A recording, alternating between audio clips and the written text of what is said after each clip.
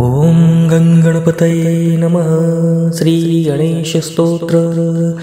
नमस्ते विघ्ननाशाय भक्तानां हितकारक।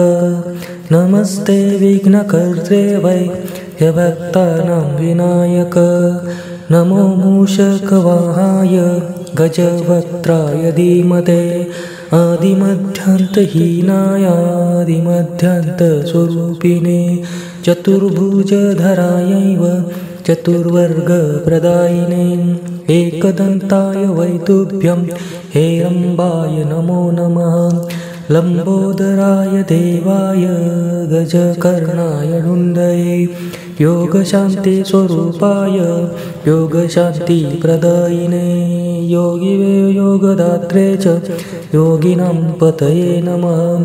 चराचरमयायैव प्रणवाकृतिदायिने। सिद्धिबुद्धिमयायैव सिद्धिबुद्धिप्रदायक।